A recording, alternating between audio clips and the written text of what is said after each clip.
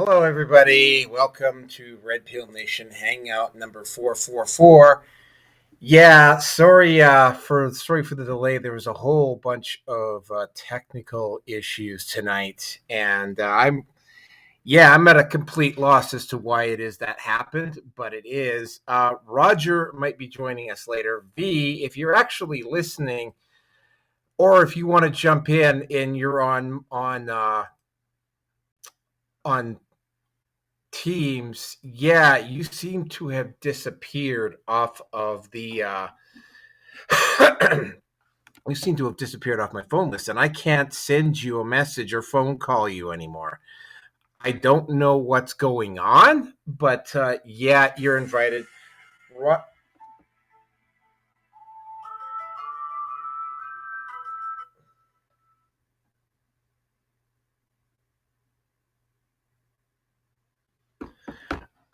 Sorry, that was Rearson just letting me know he's not going to be available tonight. Well, I sent him an invite anyway.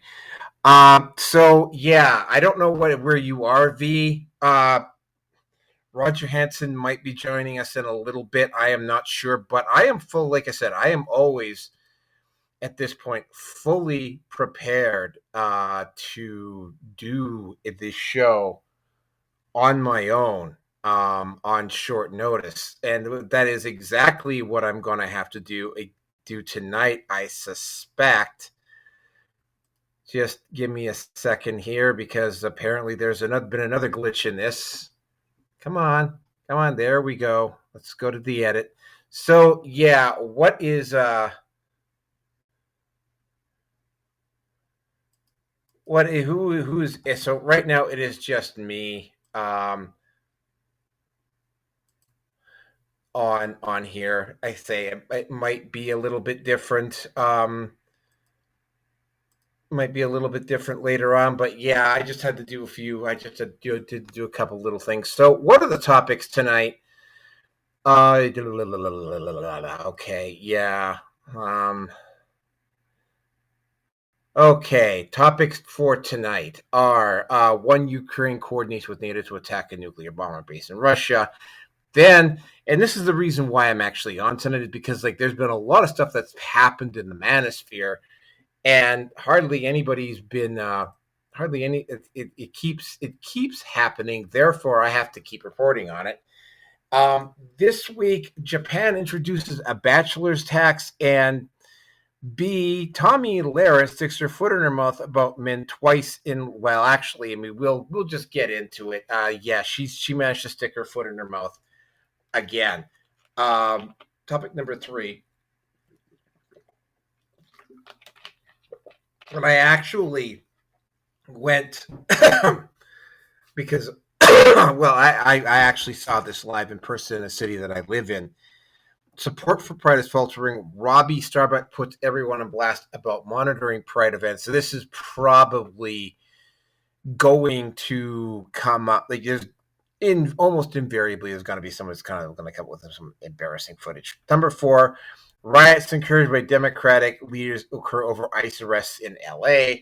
Then there's the Disney section, which is what I really wanted V on board for tonight. Unfortunately, he does not appear to be answering his phone right now. Uh, Disney section, Black Panther is race swapped, and of course, Disney had to make some layoffs. Again, not that big of a surprise when you actually stop and look at it. And the last topic is war of words erupts between Elon Musk and Donald Trump. Yeah, I'll reserve judgment on that until I actually get to it. So, without any further ado, yeah, I am the rookie five. I am Jesus Christ. I'm doing another. I got an irritation in my throat as well at this point. I am doing another solo show. I suspect that I'm probably going to be doing more and more and more of these as I go along. Um, Again, Roger Hansen might be jumping on. V might be jumping on. I haven't seen either of them actually get back to me yet. V, if you're out there, yeah, the invite link has been sent. And if you haven't got the invite link is up all over the place at the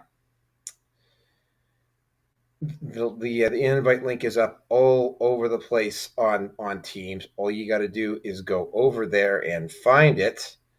Hold on a second. Maybe I can send you another message here. Hold on.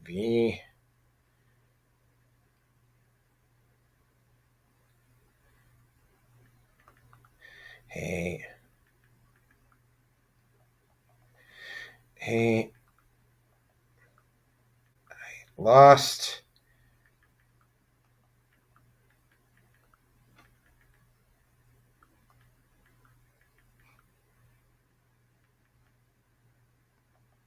Here's the links again. Okay, there we go. All right, so now V is back on board here. All right, let me just find the find stuff here. There we go, and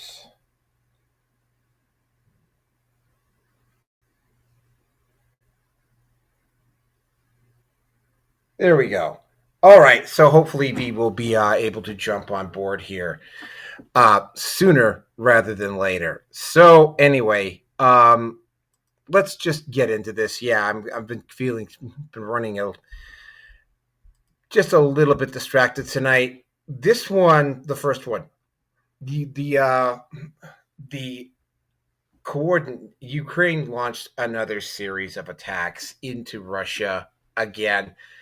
The problem is that this just happened to the style of this attack absolutely could not have occurred without participation of NATO of some type, and the whole thing is there's just a whole bunch of little things that go around this that don't really quite seem to add up. Like, for instance, the Trump suddenly becoming really critical of Putin, and Elon Musk suddenly having friction with them. And this attack also, by the way, this attack also happened to have a couple of Democrat senators, actually openly supporting this particular move. And again, based upon some of the headlines that I saw on YouTube and Rumble and that type of thing, you would have thought that we were getting close to. And again, I got to emphasize this. Yeah, the actual possibility of, because again, both Putin and Trump are aware that there is a faction definitely inside NATO, but definitely inside the United States, that is very, very desperate to start a external war to distract from the rather large growing internal pressures that are occurring, not just in the US, but in the West in general. And they need something external to focus on in order to avoid dealing with the internal pressures that they're currently facing. The whole situation, though, is that again, right? As long as, well, Putin apparently survived an assassination attempt here about a month ago. Donald Trump has had 3 attempts on his life in the last year.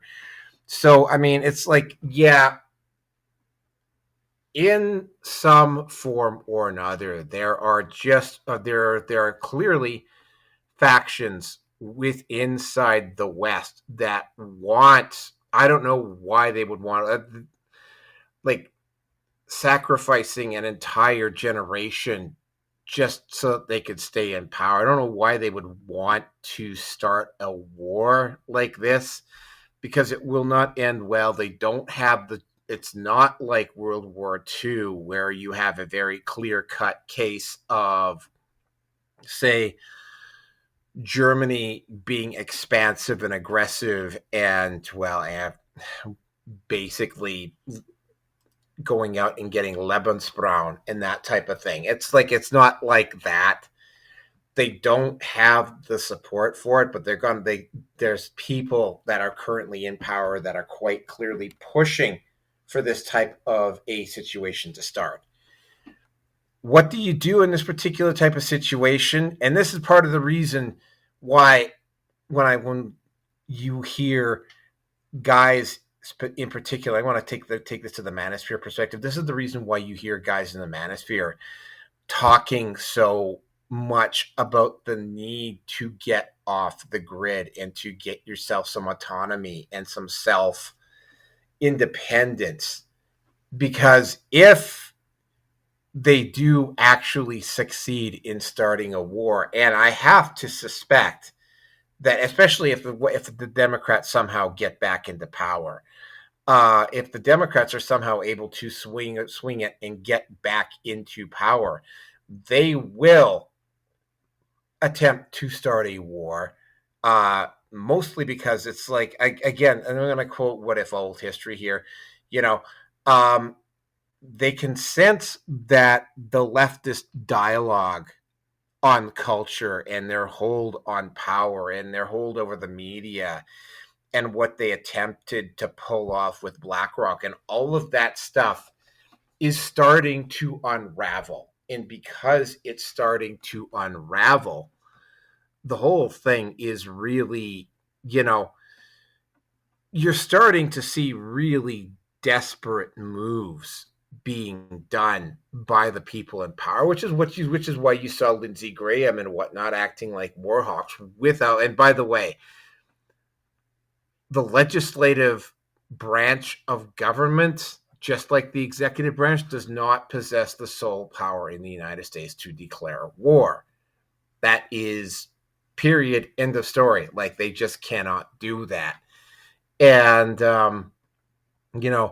to knowingly, they keep trying to quote unquote, poke the bear. And again, Putin is smart enough, and as is Trump, smart enough to be able to use diplomacy to avoid getting into a war. But the only problem is that, when you have a faction inside of a government, and a very powerful faction at that is perfectly willing and able to go out and start a war just for the sake of starting one, you gotta have to wonder, at what point is one side going to blink and then the whole thing just basically just streaks out of control? Probably not all that long, in all honesty. And this is, for me personally, this is going to be something that I'm going to have to focus on a whole lot more in the next few months, is just getting myself to a point where I have a degree of autonomy and self-sufficiency, and that I'm able to free myself of the will of the state and able to exercise that autonomy to get myself to quote, minimum safe distance or whatever. Keep in mind, I'm a little bit too old to get drafted right away. But that doesn't mean that the people whose kids, now we're talking about their kids, right? The people who I went to high school with and their kids are able to get drafted. And by the way, my high school reunion, I'm one of those rare people that actually has two high school reunions. My high school reunion was this last weekend. On the off chance that any of you happen to be listening to this, I hope you guys had a fantastic reunion. I just couldn't make it. Yeah, but getting back to this story here. Again, probably wasn't that much to panic about, but here's the thing. When somebody tries to do something like this with the sole intention of starting a war, by the way, against a nuclear power, I should point out. And ironically enough, and I find this very, very, I find this very interesting. The most recent Mission Impossible involves a individual attempting to take over control of the nuclear arsenals of most of the nuclear powers out there to end the world, and it basically Tom Cruise saves the day, more or less, is what happens. You know, but I mean that's it. I don't think a lot of people really fully grasp even how potentially devastating a limited nuclear war would be, as opposed to a full scale nuclear war where everything flies. If everything flies, everybody dies, right? I mean, I've pointed this out to some people on social media before. I've actually had laugh emojis, which I find actually kind of fucking pathetic. But I mean, yeah. Not a whole lot of deep, concise political commentary here. It's going to be talking about this from a moralistic point of view. And again, I'm running the risk of just talking myself out here. Bottom line here is that somebody, and I mean, as I've said this before, somebody inside the United States government, inside the West, inside NATO, is determined to start World War III with either Russia or China, and does not really seem to care. And this is the problem with, I mean, political and cultural structures that are well organized. They attract psychopaths and sociopaths up the ladder. Look no further than the Clinton body count to see that. And that's what's happening. You're having individuals with that particular type of personality running the West at this point, and because they're the ones running the West, you're going to get decisions like this, right? Because these are individuals that have no ability to empathize with anything or anybody outside of themselves. And, when you have that at some point, right, it's just like somebody's going to make the wrong move and it's all just going to go boom. Or the society upon which the foundation was laid. And I got to point out that the U.S. has a very, very solid economic and military foundation upon which it has been built. The situation is, it's got a long ways to fall. Yeah. Fortunately for me, I'm a little bit too old to be drafted. I can remember, though, and this is ironic because it was back during the Reagan administration. I can remember during the Reagan years being extremely concerned about the fact that I might end up getting drafted into a war with Russia, and this was back in the 80s. Fortunately, nothing happened. But anyway, moving on to the to the next topic here, and let me just fix this. Okay. All right. So where are we here? All right. Hold on a second. Okay. Oh no, that's not it. The hell? There it is. Okay, so now we are into the Manosphere section. Now, I might be here for a while, so pony on up and sit back and listen to me rant here. All right, so the first topic is the Hikikomori, Japan. Japan brought in a bachelor tax. Now, a lot of people don't know this about Japan and Korea in particular. Hikikomori in Japan, the number of men of quote unquote breeding age in Japan that are hikikomori is still larger than the male population in the entire Manosphere and the rest of the world put together.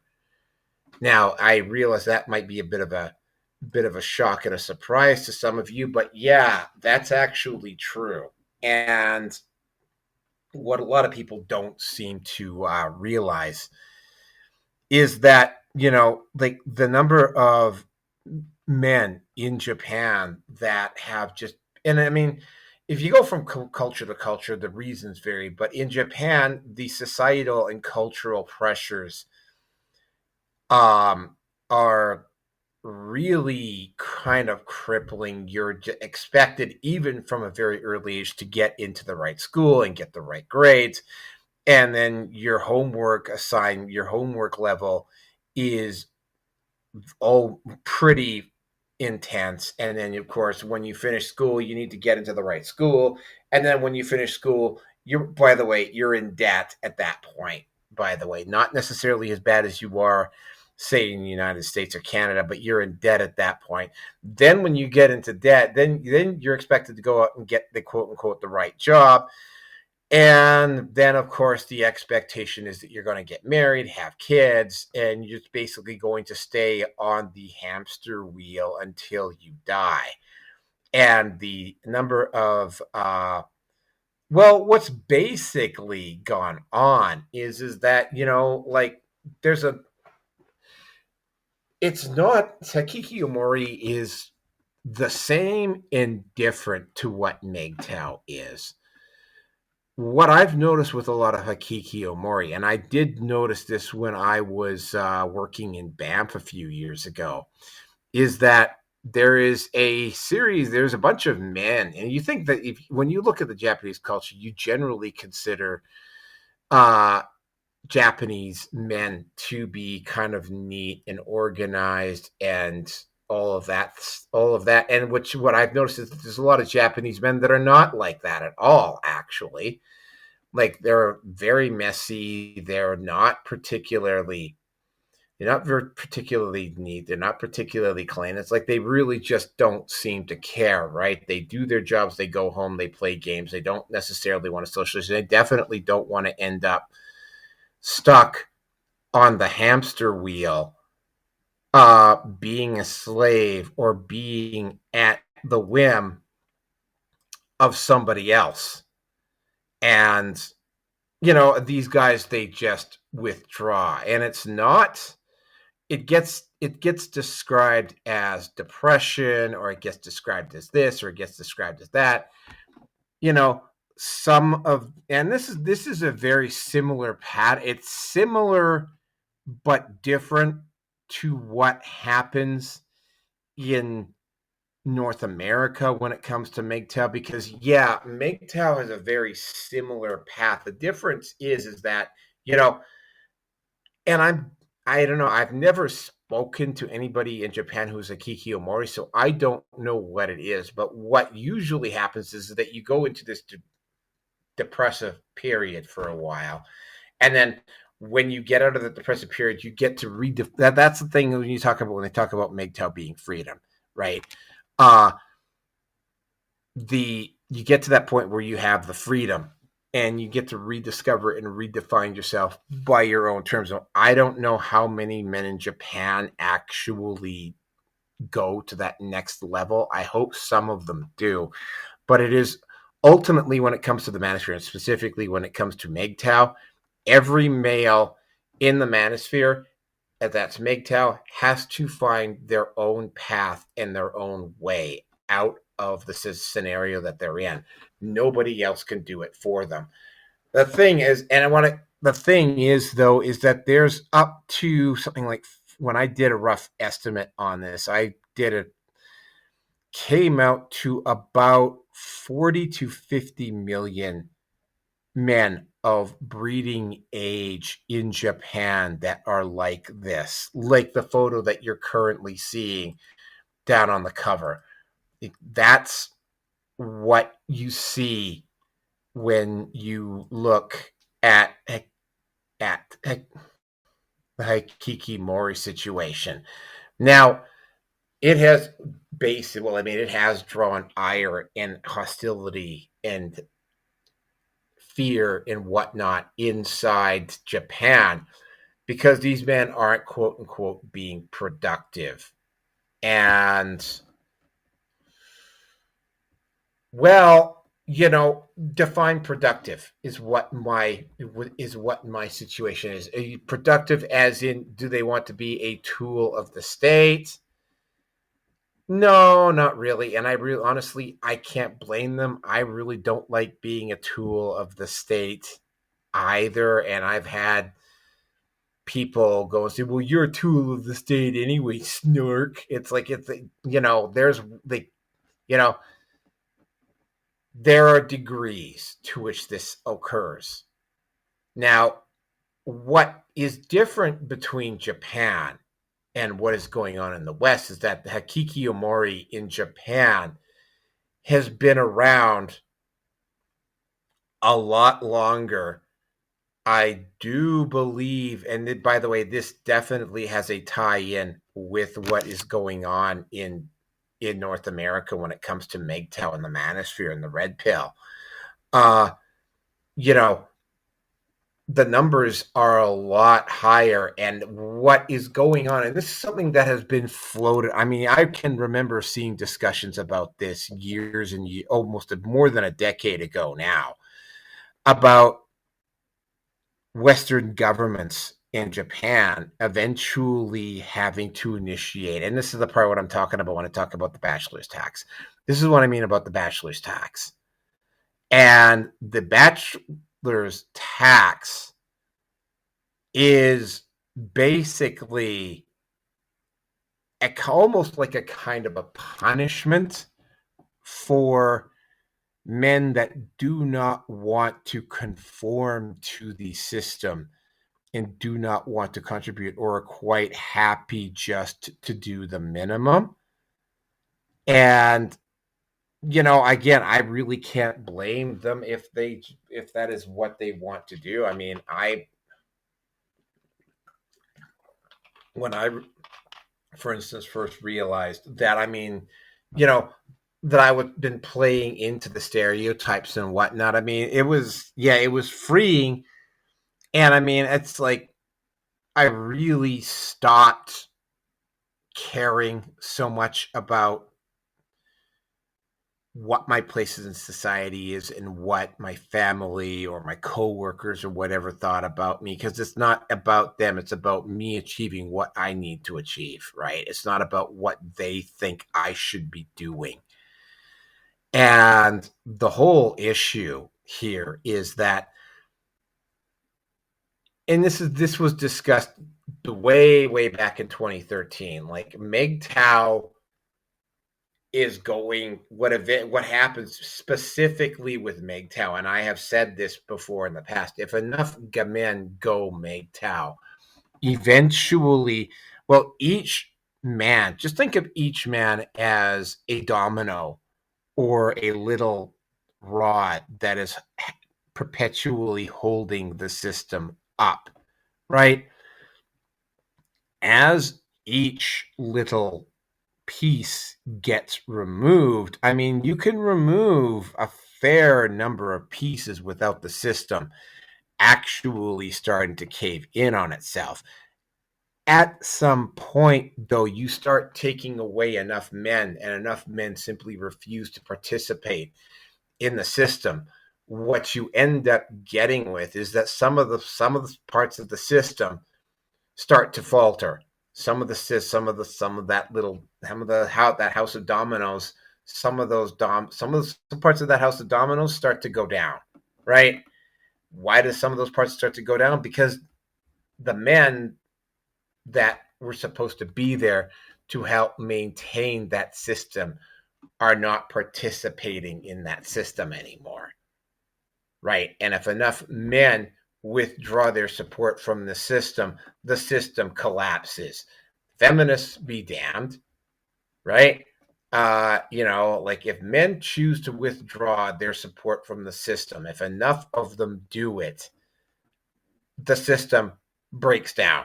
That's really what it boils down to. And what's happened specifically with Japan, and it's become, this is going to eventually happen Well, first of all, the concept of MGTOW has gone like worldwide at this point. So you're not. This is not just a Western phenomenon at this point. As more and more and more men simply choose to refer to support the system that, in general, and this is something that occurs worldwide. As this continues to progress, the number of men, supporting the system starts to go down. The system starts to collapse. The system can't maintain its weight because the men that were there to do it are not wanting to do their job anymore because there's not really any kind of serious reward or payback or prestige or honor or anything to do it, because the psychopaths at the top just simply view them as things and not actual people with dreams and ambitions and goals and whatnot. And because they view them as things, they really don't care what happens to them. And because they don't care what happens to them, this makes its way down the line. And in Japan, that cultural pressure that men feel, a lot of men don't even think about this, but a lot of men have figured it out. And by the way, this has happened in a society that is not particularly woke and not really all that feminized either. Enough men have figured it out in Japan that Japan is suddenly finding out that they cannot. They're starting to get shortfalls economically from it, and the bachelor tax, for lack of a better word, is an attempt to get some type of revenue or to quote unquote punish hikikomori for staying single and for not wanting to do more to help prop the system up. The thing about the way it was set up is, first of all, it's not actually a bachelor's tax. It's a fee that gets added onto young single unmarried men that single unmarried men have to pay in order to help make up the shortfall for other things, apparently. And it's like it's drawn up, of course it is, as a list of responsibilities and duties that men should be doing and blah, blah, blah, blah, blah. The usual thing, right? Rather than actually taking responsibility for the fact that they're not doing anything to address the situation. It is a tax. Okay, it's not a tax in the classic sense of the word tax, but it is a tax. And it's not going to have the desired effect. The men that have to pay it are going to be aware that they're basically being punished for making a lifestyle choice and a morality choice that's not something that large organizations really should be doing, which is AKA legislating morality. Again, that's kind of a yin and a yang depending upon your point of view. But yeah, it's like attempting to punish men for not being married by taxing them, even if it is an indirect form of tax, is going to it's not going to work. All you're going to do is you're hardening the position that said men have, and you're just going to make them even more determined to not participate in said system.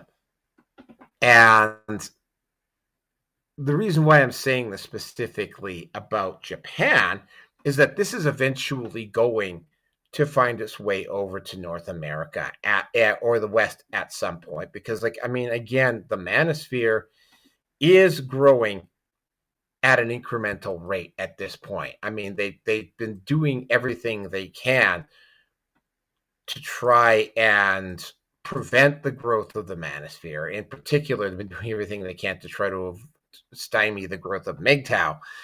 The only problem is that, I mean, like, you get people saying that MGTOW is dead and that the Manosphere is starting to falter and that the red pill's not going anywhere. And all you got to do is really look at the numbers. And one thing I can tell you for sure is that the Manosphere, and in particular MGTOW, has gone international. So it's not going to really matter at this point whether you boot MGTOW off Reddit or whether you throttle MGTOW content on Instagram and YouTube and Facebook, whether you attempt to bury that content. It's not going to matter because it's gone. It's not just a Western thing anymore.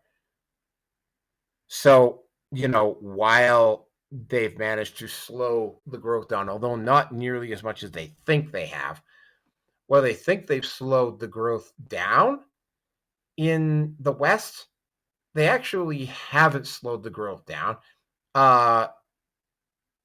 Fresh and Fit is doing fine.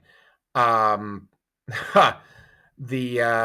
Whatever podcast is actually larger than the largest bread tubers. It's like, it's not just it's gone beyond the point of it just being a fringe thing. They try to pretend that it's a fringe thing, but it's very hard to pretend that it's a fringe thing when one of the largest economies in the world has to institute a bachelor tax to make up for an economic shortfall.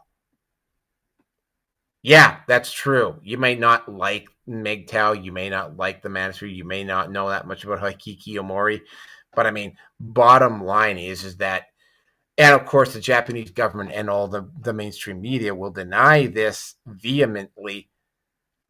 The bottom line is that there's enough men in Japan that have obviously gone hikikomori that it's made it necessary for the Japanese government to try to extricate funds out of these men in one form or another, because for one thing, their old corruption and greed is getting to them. But I mean, it's like, because these men are choosing to not participate in the system because the system doesn't really reward them for participating in it.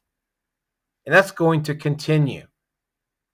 And again, while it is called a fee and not a tax, and while it's hidden, it is still there, and it is still being instituted on single unmarried men because of the collective decisions of millions of men in Japan to not participate in the system. And again, I've said this before, I'm going to say it again for anybody who listens to this later on. There are more hikikomori in Japan than there are men in the entire Manosphere in the rest of the world. So yeah, this is coming to the West, whether you want to deal with it or not. Now, on the matter of Tomi Lahren. Now, Tomi Lahren she did eventually go on and have a discussion with Andrew Wilson after the fact. She actually blocked Andrew Wilson at one point. A lot of people in the Manosphere, and for good reason. I mean, this is part of the reason why, even back in the mid-2010s, when Lauren Southern was at her peak, and Sydney Watson and all of those other, Chew-On Head was another one, and all of those women were being really critical about feminism, and there were guys in MGTOW. And again, right, I do got to point out that there are some guys in MGTOW that are unhealthily angry towards women that really need to deal with their anger in some form or fashion that's not toxic and destructive to them or those people around them. That is not the majority of people in MGTOW, by the way. The whole situation is that, literally, and what is her name? Ashley St. Clair. There's another one. Ashley St. Clair has gone on and said really bad stuff about the Manosphere and then has refused to address it. Sydney Watson. There's another one. Lauren Chan. I could go on and on and on and on about quote unquote conservative chicks who has said stuff about men in the Manosphere that just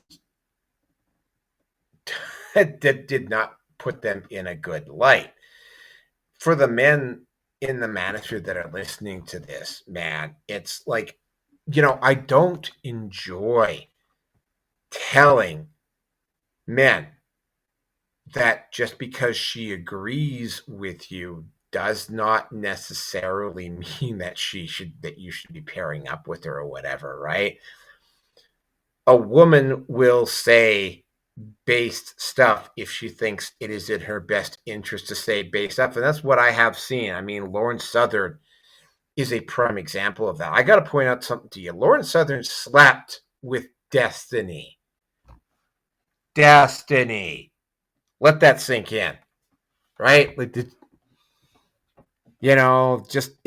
Ashley St. Clair, Tomi Lahren, but specifically about Tomi Lahren. I mean, Tomi Lahren a few months ago went on Facebook and started wagging her finger. And I think maybe she got a little bit drunk or whatever, and she had just broken up. But I mean, she started wagging her finger saying men are trash and I'm got all this and this and this. And this. And guys don't give the stuff she was talking about, guys didn't give a shit about it. And she shut up when she realized that she had made a boo-boo on that. Don't know why Piers Anthony thought it would be a good idea to invite Tomi Lahren on at the same time as Andrew Wilson. What I can tell you is, and this is specifically to the conservative women that do happen to listen to it, the 3% of my audience that are women that actually do. Once a guy, specifically, for instance, once a guy has gone MGTOW, they are no longer concerned about what your definition of a man is. Like, your definition of what a man is means about as much to me as the last time I took a shit in the fucking toilet. In fact, the shit in the toilet probably means more, right? Going back to Hikikomori, right? That type of an external validator only works if there is some type of tangible reward coming up on the other side. Sex is obviously close to the top of the list of tangible rewards, but there's other things that are involved in that too that have nothing to do with sex. And the whole issue here is that Tomi Lahren seems to think that she and all of those, this is what I got to say about conservative women. I mean, realistically, the only difference I have seen between quote unquote conservative women and women on the left is that they, and this is the same view I take with most people who go to church religiously, and this is all the credit that I do give them, is that they at least care enough about morality and right and wrong to put in the appearance of doing the right thing. Let me emphasize that again. The appearance of doing the right thing. Not whether it is the right thing or not, the appearance of doing the right thing. And yeah, well, it is nice that she is saying stuff like this. I mean, it's like when Tomi Lahren opened her mouth, it was very, very clear that she was completely out of touch with the reality of the situation. And, Andrew Wilson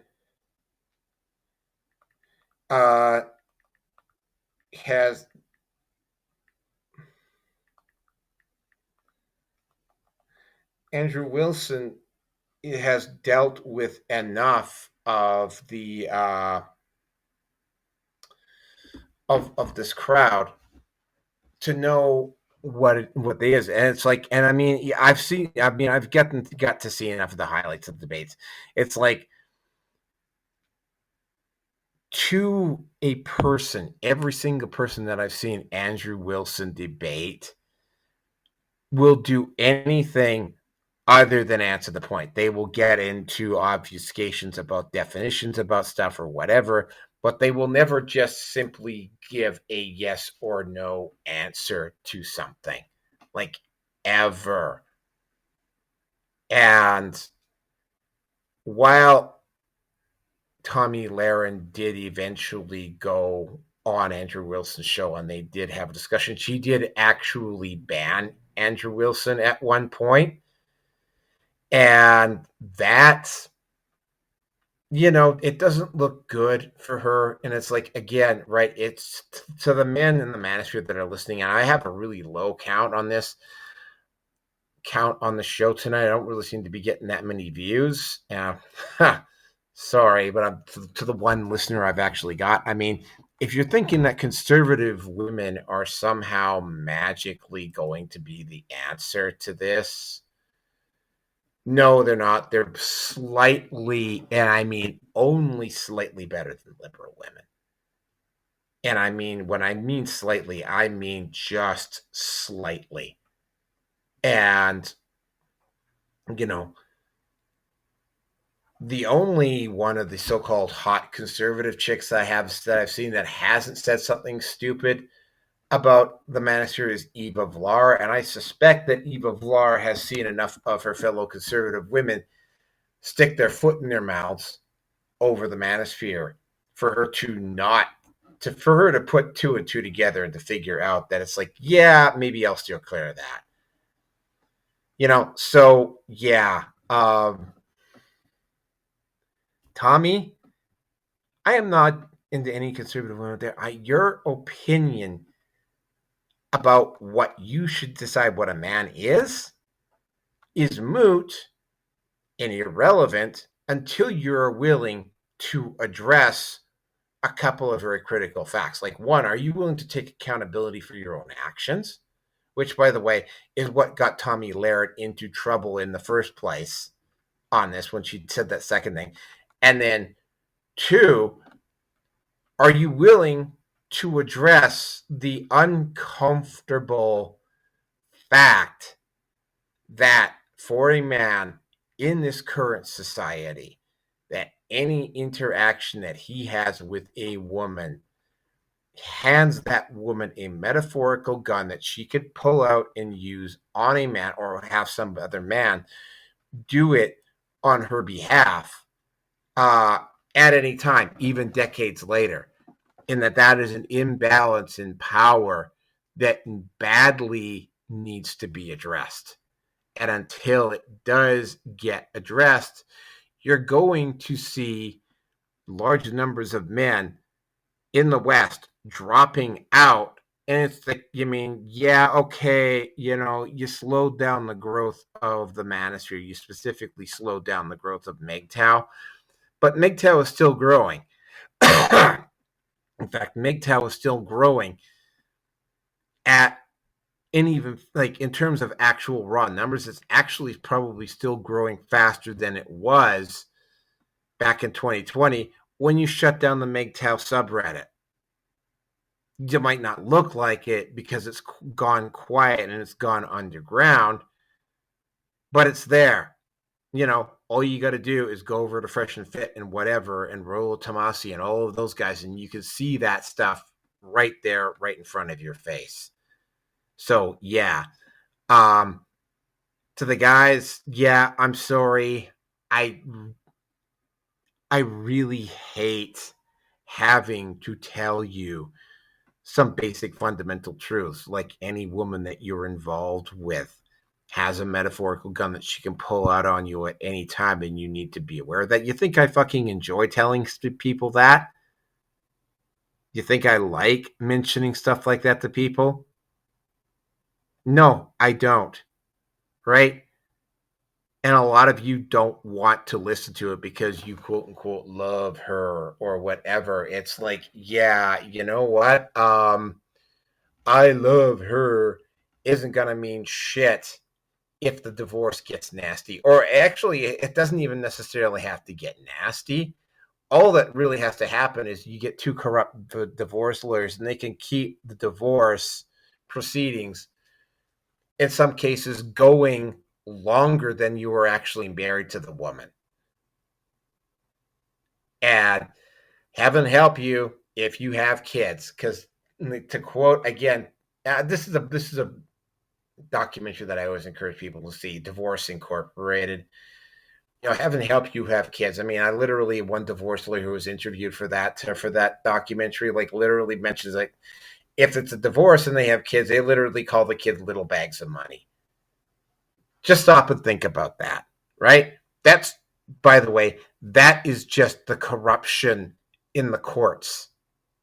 That doesn't bring into consideration the Duluth law, toxic feminism, false accusations, unbalanced medical funding, and I could go on and on and on. So, I mean, I'm not just talking out my ass when I say about this stuff. So, yeah, that concludes the Manosphere. It looks like nobody else is going to be joining me tonight, which is fine. I can live with that. But let's get on to the next. Topic here. And okay, gotta timestamp this. Okay, hold on a second here. Oh, look at that. Now it's not coming up again. Hold on. Oh, wait, no, there it is. Okay, edit. I really don't know why it is that they got rid of Skype. Skype was working just fine. I think they probably just needed a better monitoring system on the internet or whatever. But yeah, okay. Topic number 3. I want to start out here with a personal story on this one. And I think you'll find this rather interesting. Now, I am a member of a 12-step fellowship. My home group meets in a building that is literally on the same street as the Pride events, as the Pride event takes place this week.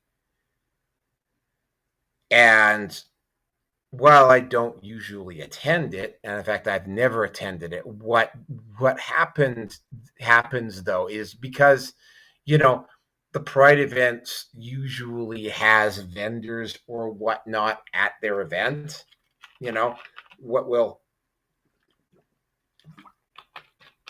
What has happened in the past is that if I get thirsty or hungry or whatever, and I want to eat something before the show, I have stepped out and I have gone to one of the vendors at the Pride event, and I've ordered some food. And then I've gone back to my 12-step meeting, and continued to help set up for it. Over the years, I have noticed that event getting smaller and smaller. This year, in previous years, that whole block was taken up a couple of years ago with that event, and this year it's down to just half a block. There were 2 vendors, and I know, and there's a lot of empty kiosks there. What really stood out to me was the fact that there was there were corporate sponsors at Pride last year, and this year I saw one. I saw a lot of private kiosks where you had individuals selling jewelry or whatever, or T-shirts and stuff like that. But I mean, even the food vendors, there were just 2 trucks, down a whole lot from what it used to be at that event.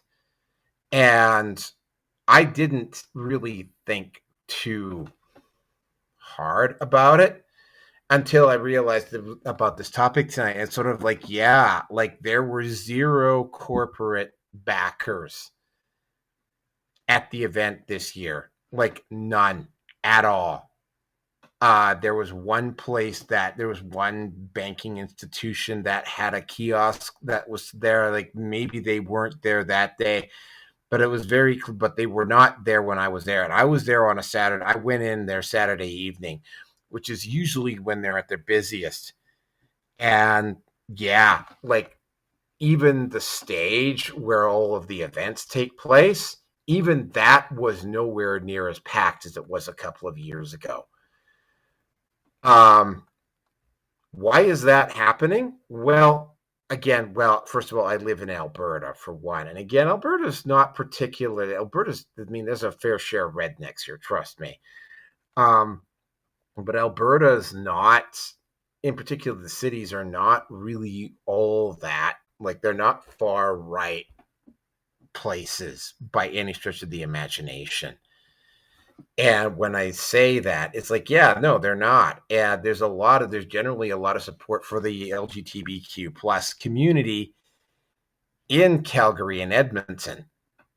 Now, the whole situation is that, and this does fall on them, is the fact that, okay, what, and this keeps getting told to them, and it's like it keeps going over their heads, right? You tell them, it's like, what you choose to do in the privacy of your own bedroom is your business. That stops the moment you start demanding access to other people's, especially other people's children. And not only do you act like it's you have some sort of a right, and of course, they disguise it up as we need to protect first. And again, there were probably, I know for a fact, there was at least two guys that I went to high school with when I went to high school in Prince George who were later on turned out to be gay, right? It's not my decision to dictate to those guys how they do or do not want to live. So it's like, yeah, but those guys, they got comfortable with their sexuality when they moved down to Vancouver and they figured it out. It's like, you don't have to put sexually loaded adult, what basically amounts to adult content, into elementary schools. That's just for starters. Sneaking LGBTQ programs into schools and then trying to hide the fact that you're doing it or that you're trying to indoctrinate your students into it. That is also probably not a good idea. Fighting hard and getting angry when you get caught, also probably not the best idea. And and again, I could go on and on and on about this. And of course, the one thing that's really stood out for me was last year I don't know what city it was in, but there, of course, there was the usual naked people parading around and twerking, whatever. And there were kids present. But in this particular parade, there was one man walking around butt naked. And he was very, very, very clearly trying to get the attention of kids. And he got called on it. And then, of course, there was also a swimming pool where men could just basically pull out their dicks and just basically pee right there publicly. And of course, when he went over and asked the police why they weren't doing anything to stop this, they were basically told that the city told them that they weren't allowed to do anything, and if they did, they would get into trouble. Okay, so, and when we get to the LA riots, this is something else that's going to come up again. At some point, it's not going to matter whether the state, provincial, or municipal authorities have your back. Bottom line is, and this is something that I don't even have kids, and I get this, like, don't fucking touch other people's fucking kids. You are not entitled to have access to other people's children, right? This is when things started going wrong. And of course, it didn't just go wrong. Not only did it go wrong, but they actually went as far as to try to hide this fact or to squeeze this fact past the notice of the parents.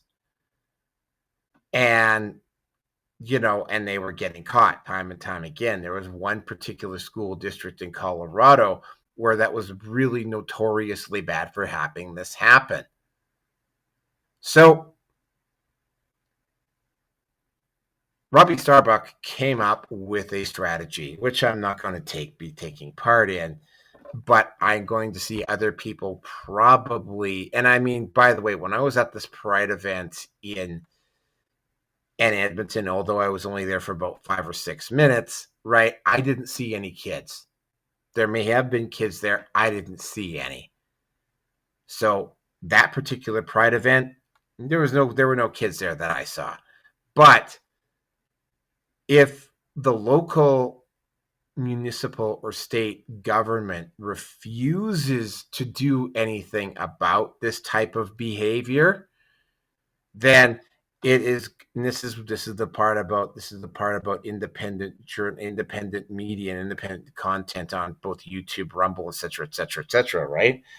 You seeing the.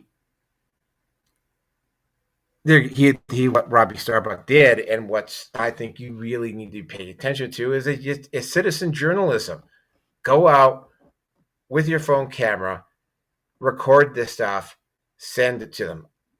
There's about a 99.9999999% probability that there has been some type of creepy activity happen at these Pride events. Because these people want access to other people's children really badly. And from a sheer statistical point of view, right, there are probably more than a few pedophiles in that group. In fact, the minor quote unquote minor attracted person of the pedophile, they've been trying to sneak their way into the LGBTQ community for a while and trying to kind of ride on the coattails. And I mean, to the credit of the LGBTQ community, they haven't allowed them, at least not openly allowed them in. But I mean, it's very, very clear that this group is not facing, again, because it's all sexuality, they're not facing the same degree of anger and scorn that they might be facing in a normal community. And because they won't do anything about it, right, this is what happens, right? You're looking at this and it's, okay, again, like I said, the municipal government's got your back. That's not going to protect you anymore, right? Like the pendulum on this is clearly swung. If you take a look, and I mean, I'm trying to remember what the hell Asmongold looked this over. Like there are very few companies this year that are going with the rainbow logo, right? Like I go onto the street now, and I walk down, say, because I live just off White Ave.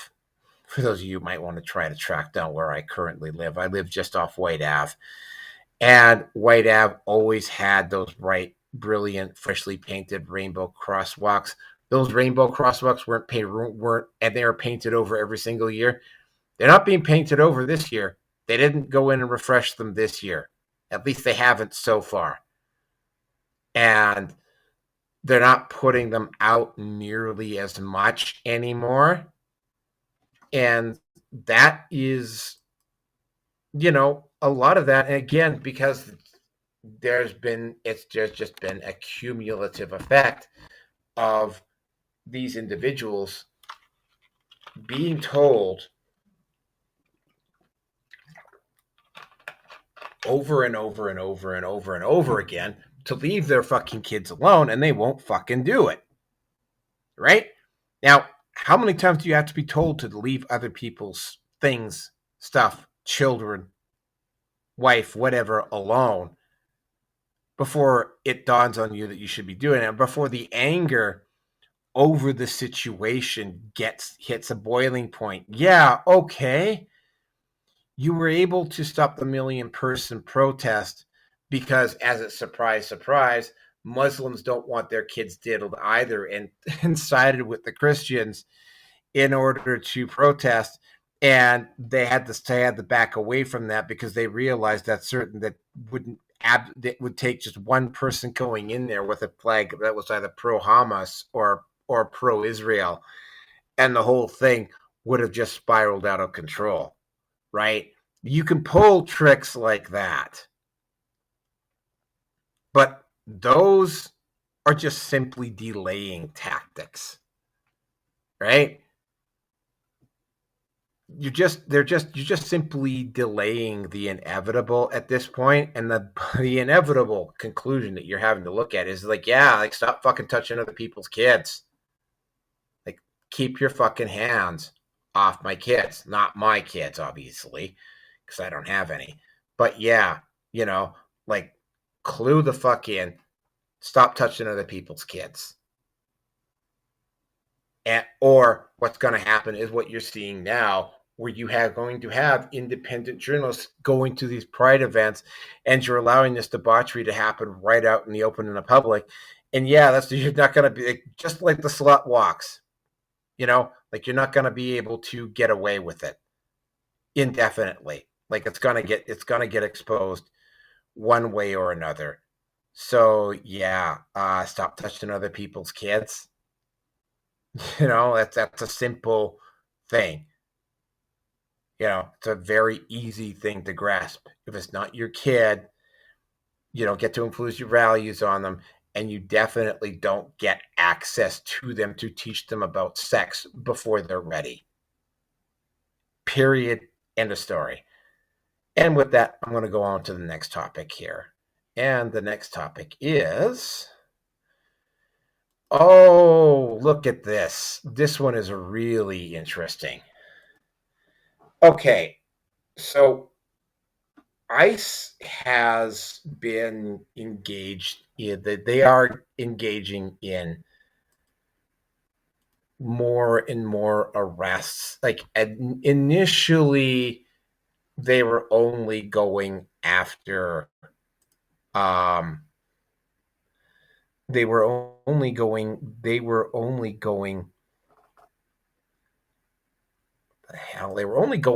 going after people with actual criminal records, is what was going on before. And what has happened as this thing has gone on, and this was obviously going to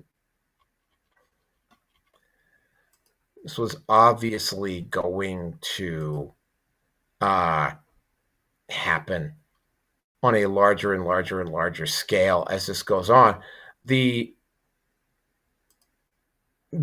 now going into areas where there are a lot of illegal immigrants being employed and whatever, and they're going in and they're arresting illegals in there. They're stopped. They're not just going out. And by the way, I got to point out that quote unquote Maryland man, who was actually not a Maryland man, who was actually an illegal immigrant from El Salvador. He actually gets to come back to the United States, but he's now going to face trial in the United States for human trafficking and drug charges. So yeah, congratulations, loud and hearty congratulations to the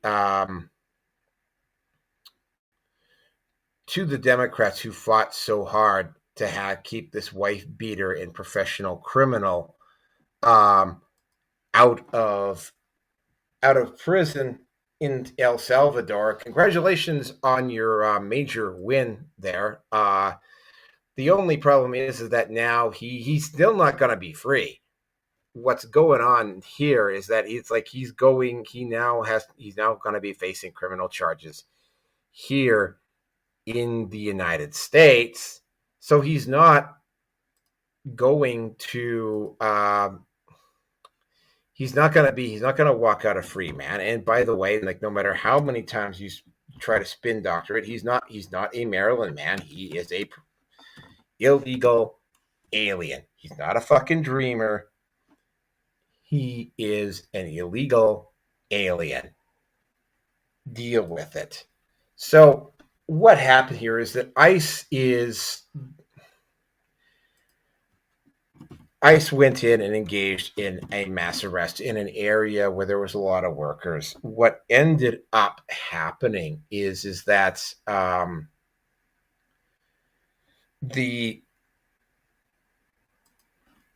there were a lot of Antifa and a lot of those protesters showed up and attempted to use thugs and goons in an attempt to disrupt the event, the arrests in LA. And here was the thing about it. And when I look at these, first of all, the mayor of LA in no way discouraged. In fact, did everything that she could to slow down the arrival of the LAPD in order to enforce law and order so that the ICE agents were protected. The governor of California also sided with the protesters. And I got to point out, Gavin Newsom, Gavin Newsom is the best that the Democrats have for 2028 at this point. So what went wrong here is that, this looks, you might think that this is just an AstroTurf. This was an actual real event, that this just spontaneously happened. But here's the thing, right? ICE would have had to inform LAPD about what they were attempting to do, and they probably would have also had to notify the city of Los Angeles as to what they were doing. Now, what I can clearly see here is that there were obviously people inside the government, inside the bureaucracy of both the city of Los Angeles and the state of California, that knew what was going to happen, and they did everything humanly possible to have these riots spontaneously happen. What really kind of gets me about these protesters is that they fled to the United States illegally, but they're waving Mexican flags on U.S. territory. So if they don't like what is happening on U.S. territory and they're so proud to be Mexican, why are they not still in Mexico? Of course, you're never going to get an answer. You're just going to get a whole bunch of swear words, and you're going to be accused of being racist, whatever. I'm past giving a shit. Like, my number, I don't really give a shit about my YouTube, right? I don't. I'll just fucking start another channel and start uploading content again.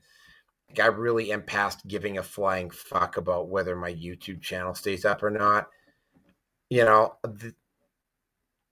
This was from a structural point of view, based on the number of protesters that showed up for this event, this was clearly coordinated. Like, this protest that happened in LA, this riot, this insurrection that happened in LA, was about as real as AstroTurf. And that's exactly what it was. It was AstroTurf. And, what do you want me to say about the event that didn't take place? This was an attempt by faction. First of all, and I hate to sound cynical about this, but when I see something like this, first thing I have to do is follow the fucking money, right? There, and I'm just going to say it. There's clearly, and they're obviously paying the publicity campaigns of the Democrat Party, right? Because of the Democrats that keep doing this. There are obviously people with access to these blue states and these blue cities that are giving money to these groups that are clearly benefiting economically by hiring these illegals. Now, again, right? I mean, the illegals, they will do the jobs that other people really don't want to do. Yeah, to a certain extent, that's true, right? Now, that being said, there are people in the US, especially if you're willing to pay them a living wage, that will happily do that work. But you don't, here's the thing, right? You want to keep the wage. Somebody needs a fifth house with a heated pool or another fucking luxury automobile or whatever, and only gives a shit about themselves. And it's in their financial best interest to hire illegal immigrants to do the job because they can save money and cash and so forth by doing it. So when you're looking at this, you gotta start and stop and seriously wonder here. You know, like on this made for good news, and of course the mainstream media, because I've seen both sides of this. The mainstream media, what they're saying about this is that these people are these are hardworking set of people that all they wanted to do is come to the United States and have a dream and whatnot. And it's like, does that include the individuals that committed crimes? Does that include Diego Abrego or Garcia, the Maryland man who turned out to be a fucking human trafficker, allegedly? That include him? That include MS-13? They a bunch of dreamers too? No, I don't think so. Right? If a country cannot control its borders, then what's the point of it even being a country? Right? Like, you're not entitled to privileges just because you exist inside of a border, right? And putting out what I think is, this is just an opinion, I don't have a fact, but trying to organize, and this was definitely organized, right? Somebody organized this and got all the press out there and took all the photos and whatnot, right? This was an AstroTurf campaign, right? The way that the city of Los Angeles dragged its ass to assist the ICE agents and whatnot, like this was all AstroTurf. And yeah, what can I say, right? Call a spade a spade. And again, we have a different style of immigrant problem in Canada as opposed to the United States, but we still have one. But yeah, it was very, very clear what was going on here. And with that, I am going to go on to the next topic. And the next topic is, if I can get in here. Oh, look at that. It's the Disney section. All right.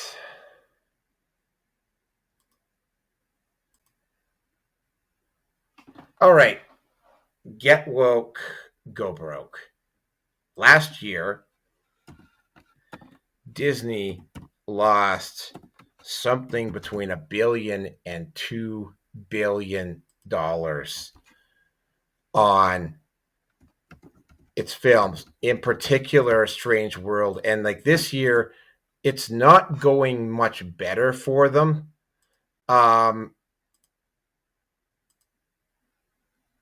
This year, I mean, they finally had to release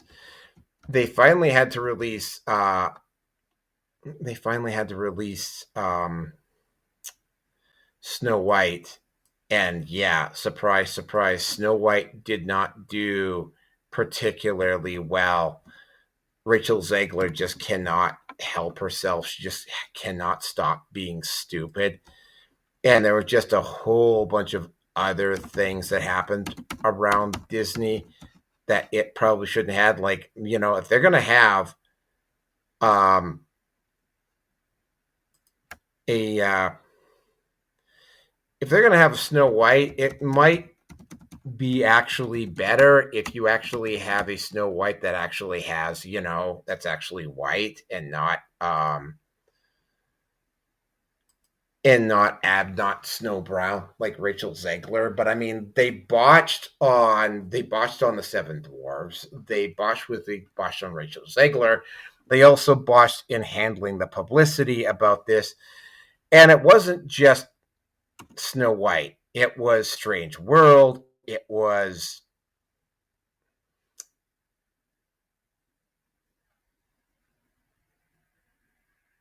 a number of projects, and like, well, again, this year they're not doing as badly. Keep in mind, last year it looked like they may have finally gotten their act together a little bit. But this year they haven't lost as much money so far, but that's like saying that you only lost, say, half, like 500 million as opposed to a billion. You know, like, they're still losing money hand over fist. And I do mean hand over fist. And what ended up happening here is that it's caught up to them. And what I mean by it's caught up to them is that it is literally and figuratively caught up to them, right? They're running out of money, right? BlackRock or State Street or whoever it is that owns that has a controlling interest in the entertainment sector of this does not have an endless amount of money to keep bailing people out. Now, with that, you've also got the race swapping. You've also got disrespect of the lore. By the way, the same thing was happening over at Amazon. Amazon very recently fired the individual over there that was doing this type of thing, that was agenda pushing. Or maybe Amazon might actually smarten up. But I mean, Disney, in particular, Star Wars, just like, they will not fire Kathleen Kennedy. And it's like, why they refuse to do it is absolutely beyond reason, but they just won't do it. At this point, you're going to have to imagine that there's some type of a deal that was worked out somewhere that we don't know about, which is the reason why Kathleen Kennedy cannot be fired. And eventually, the truth is eventually going to come out about that. But anyway, I have it as A, Black Panther was race swapped, and B, Disney's forced to make mass layoffs. Let's just go with A first. Okay, ironically enough, and this, I found out this about 15 minutes before the show went on. The new Harry Potter TV series, they decided to not go with the Black Snake. I don't know whether that's actually true or not. Now, the race swapping has got. Oh yeah, by the way, they did this with the Little Mermaid. They tried this most recently with the Little Mermaid, but they did it with the Prince and the Frog, and they've done it with a few other things, right? And God, fuck, man, that fucking app, that stupid mythology of we was kings and sheet, right? Like, wow, like, I got nothing on that one, by the way. As a reason to justify the number of blacks living in Europe at a time when blacks just simply didn't. There was a few in the old Roman Empire, because the Roman Empire had roads and whatnot. But I mean, yeah, at no point did Africa rule Europe. Like, it never fucking happened. And, the whole situation with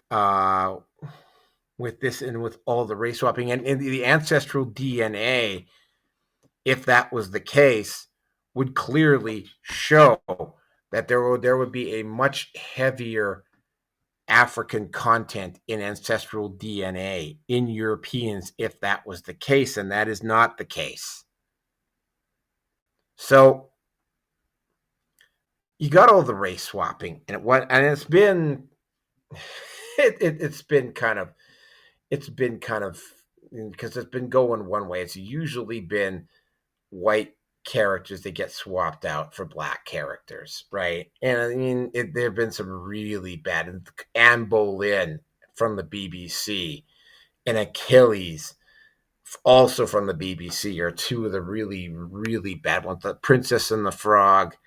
The Decision, again, apparently they've reversed it, but Doctor Who, I could go on and on and on.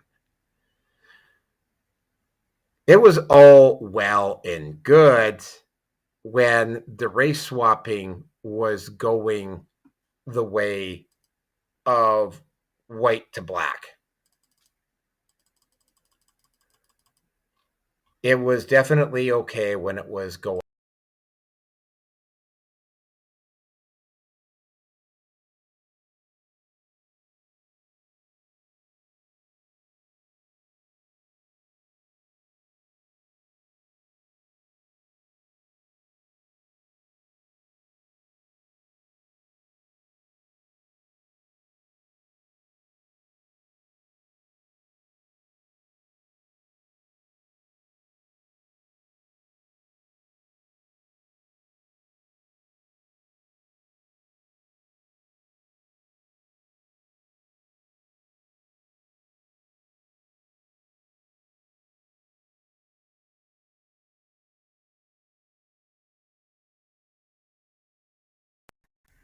It was one thing when it was going white to black, but what has recently occurred, and I find this rather interesting, is the fact that it is now going it Black Panther, and I will bring the photo up here in just a second here, just to make the point here. They have swapped out Black Panther for a white guy. No, not him, not Ben Shapiro, but you get my point, right? It was all well and good when you had a bunch of anti-white racists celebrating this because Disney was being stupid. But I mean, seriously, did you really think this was going to go on indefinitely and that there was not going to be something said about it at some point, that somebody wasn't going to call you out on it? Like, yeah, seriously, did you really think that this was going to continue unabated, that they weren't going to start doing it the other way? So, yeah, what you're seeing is a bunch of hypocritical individuals getting all obsessed because Black Panther is now being played, at least for one series, as a white man. And it's like, yeah, sorry, anti-white racists and white haters, seethe. It was all well and good when it was happening in your favor, but now it's not happening in your favor. And like, seriously, did you really think that these individuals at BlackRock and whatever actually gave a shit about you? No, they don't give a shit about you, right? You're useful idiots. And when when your idiocy is no longer useful to them, they are going to basically throw you under the table, and they will throw you in prison or send you to camps or whatever, just like they did with all the other useful idiots over the years, right? Something like this was going to happen. Yeah, deal with it, right? I got nothing else to say, really. Oh, I'm sorry. A black character got swapped out for a white character. Gee, I'm sorry. That must really suck.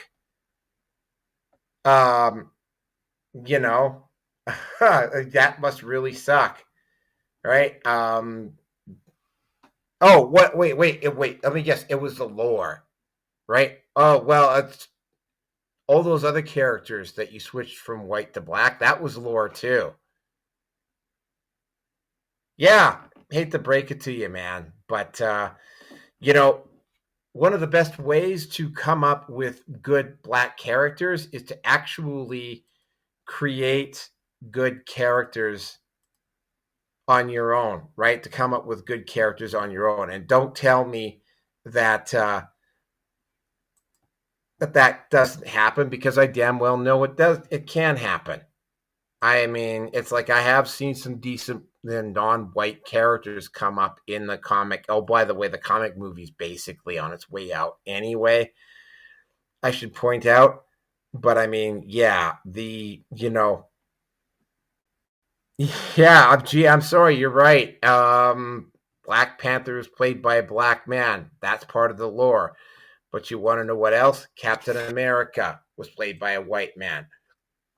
Iron Man was played by a white man, not by a poor black girl, right? And it's, if you're upset about the race swap, well, gee, I'm sorry. That is just too bad, right? Turnabout is fair play. Now, in light of what is going on here, let's get into the next part of this situation, which is the fact that Disney had to lay off, I think it was 28,000 people. I'm surprised that it took Disney this long to lay 28,000 people off. That's the thing that gets me. And, when you consider how much money, how badly Disney is tanked, and how bad, maybe not as bad as last year, but doesn't look particularly good this year for Disney either. Although not as bad as last year. But I mean, one of the issues with Disney is that Disney chose to insert itself into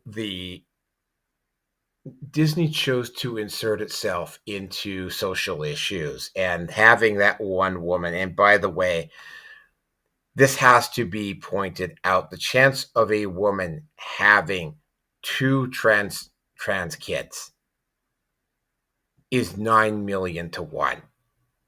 The chance of having 3, and there are apparently 2 of them that have, is 27 billion to 1. So, having this woman come out, and of course having them insert themselves into the bill in Florida, definitely didn't make a case, didn't help them in any form or fashion.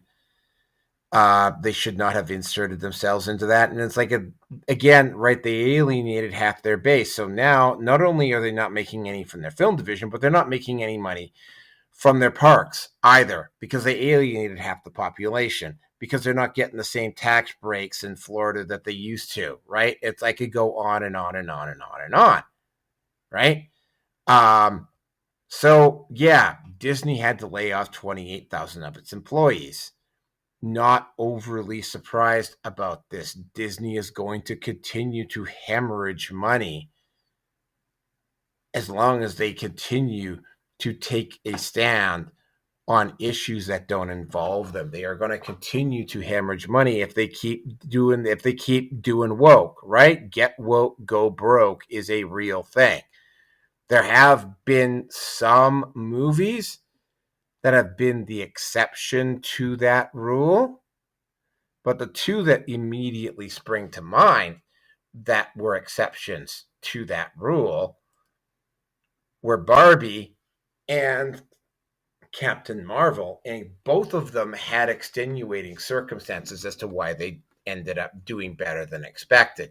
Captain Marvel had the advantage of timing, and Barbie ended up being surprisingly based, and was actually, they tried to mock the Manosphere so badly that they actually ended up paying tribute to it.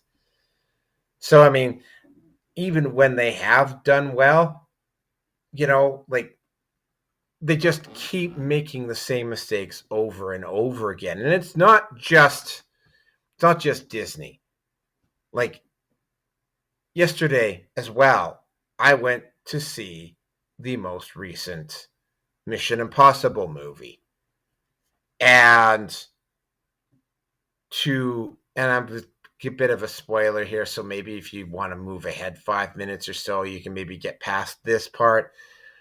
Of course, the president of the United States is a black woman. Of course, the commander of the nuclear aircraft carrier is a woman. Of course, the submarine commander happens to be a black man, right? Um, like that sort of thing.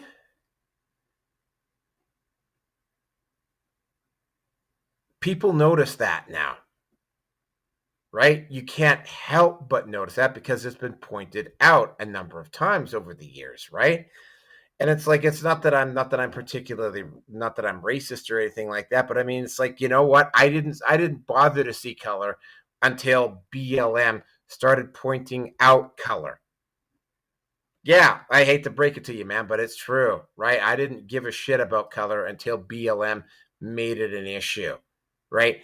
I didn't care about whether somebody was homosexual or gay until until the LGBTQ community started going after other people's kids, right? Like that's just what happens. Yeah, sorry, hate to yeah, that's just what happens. So Disney chose to stay woke and got broke because of it. Zero fucks given over here about that particular issue. I don't I don't feel any bit of sympathy as well at all for them. And it's like I will say one thing this year is that at least last year there wasn't the annual roundup of pedos working for Disney Corp like there had been every year for about the 4 or 5 years previous to that. I don't think that happened in 2024. There may have been a couple of individuals that got caught up in it, but for the most part, nothing happened.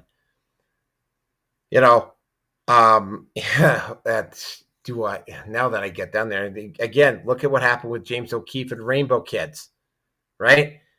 I could go on and on and on and on and on. And it's like Disney just keeps going.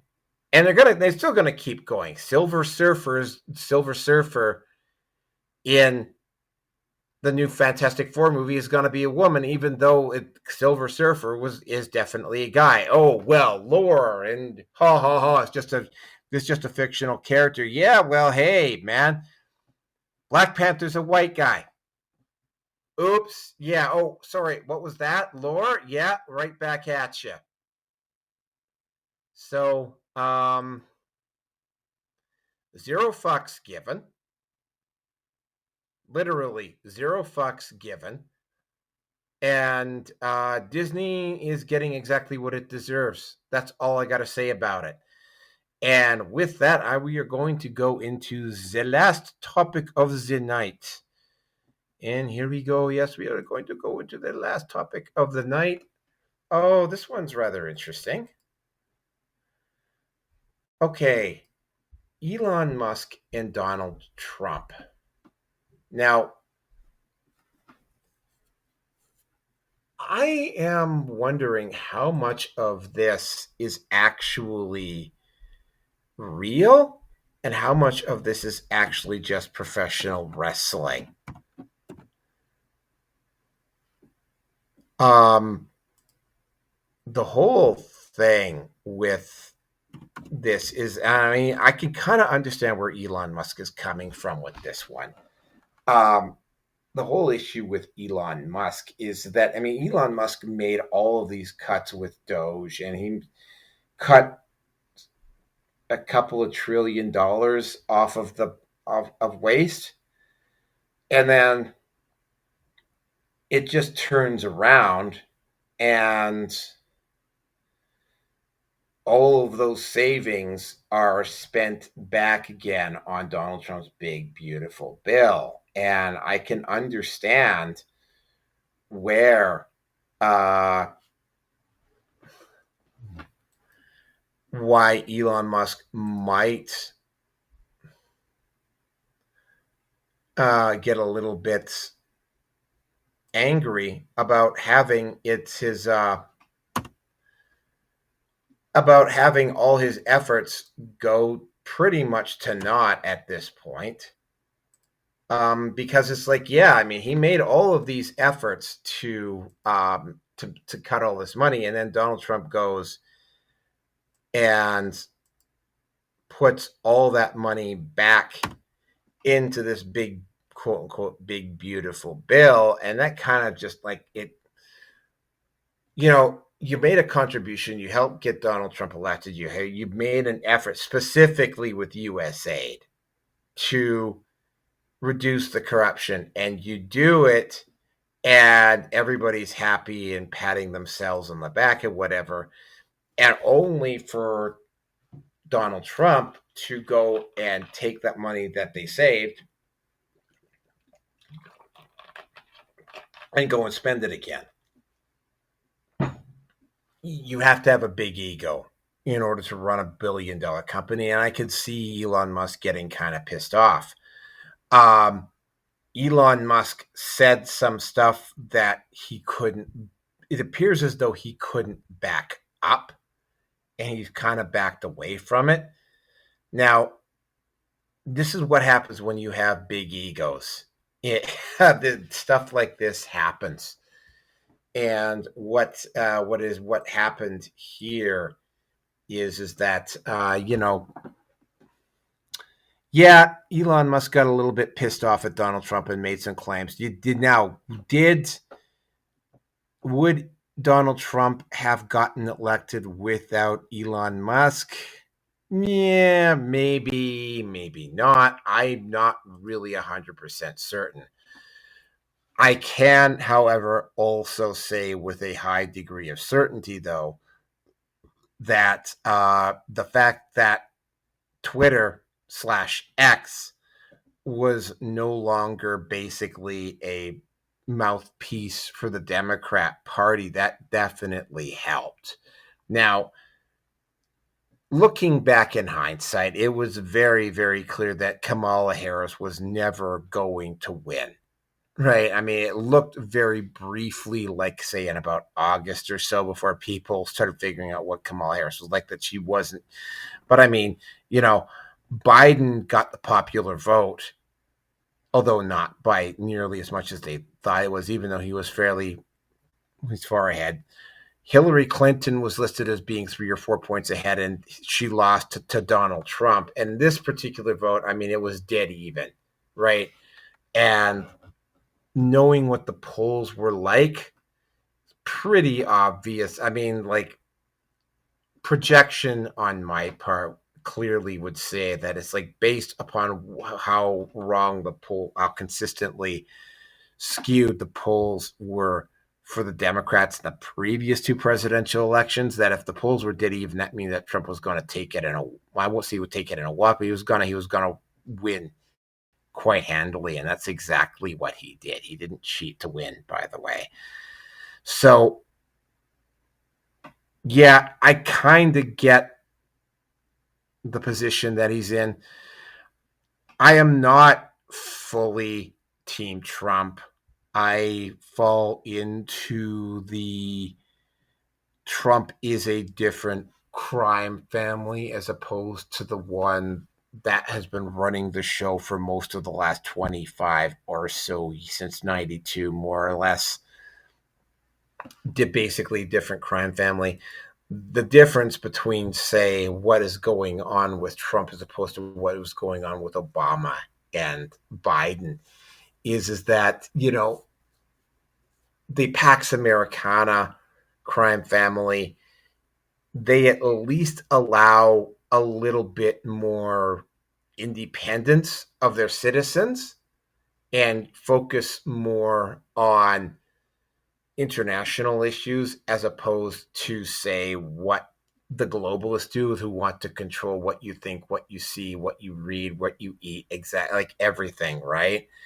Because that was a little bit, I mean, so yeah, there is that efficiency part. Again, I do not know how big and beautiful this big, beautiful bill is. I don't know what it covers. I don't know what it entails. I don't know nothing, right? What I do know is that, you know, Elon Musk feels a little bit pissed off and feels like maybe he was wasting his time with Doge. And I mean, I kind of sympathize with Elon Musk to a certain degree about that. At the same time, though, the situation that Donald Trump is in, like, I don't know his exact issue with the big beautiful bill and why he had to do what he had to do. But I mean, maybe he should have put a little bit more effort into cutting costs as opposed to just having this big beautiful bill come out and cause a lot of anger and resentment on the part of Elon Musk. And again, right, I've seen some stuff comparing what was going on between Musk and Trump as to professional wrestling, and I can't dismiss that possibility, right? You know, Sun Tzu, Art of War, you must be united to appear to be fighting each other. For all I know, this just might be kaboot. This might just be theater to throw people off. It's hard to tell. Trump usually has a lot of moves going on at the same time because, well, that's the way Donald Trump operates his government. So I don't know whether this is actually happening for real. I do know that Elon Musk made some suggestions that Trump was on the Epstein list. Only problem is that could very easily have backfired on Musk, which is why he probably removed that stuff. Because again, there's photos of him with Ghislaine Maxwell. Keep in mind,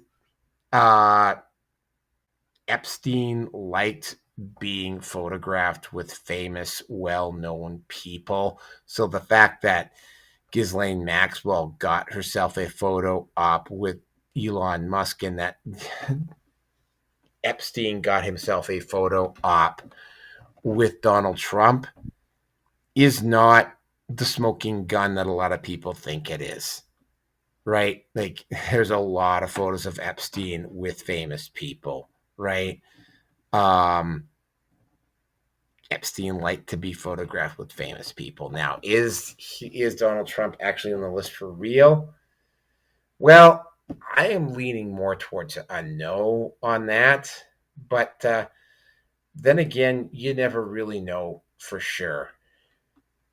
This is what I do know, though. Trump is going to make some mistakes. I get where Musk is coming from. I don't know why Trump chose to do what he has to do, but I am not the president, so it's not really my call to make. But, hopefully they work it out. It doesn't appear to be as much bad blood between the two of them as you might think. Elon Musk doesn't have to worry about Doge anymore. He can let Vivek Ramaswamy do all the worrying.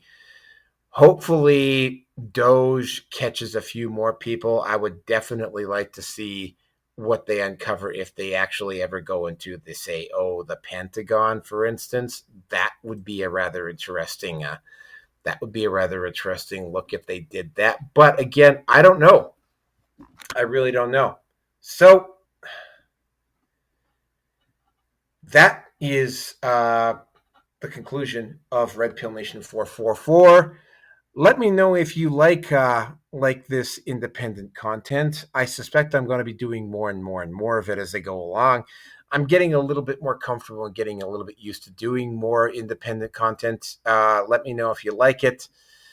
Uh, other other stuff to announce. Yeah, you're gonna start seeing a little bit more independent content from me coming up here rather shortly. I also was in the process of potentially moving. If I do move, there's probably going to be a week or two where RPN is going to go radio silent for a while just because I don't have the time. But, it's kind of taken a rather curious turn of events today anyway. So who knows? I might actually end up not moving. But thank you very much for listening tonight. I hope you all had a good time, and hopefully you learned something from me, because sometimes I wonder what the hell I'm doing. But thank you very much for listening, and have a good night, everybody.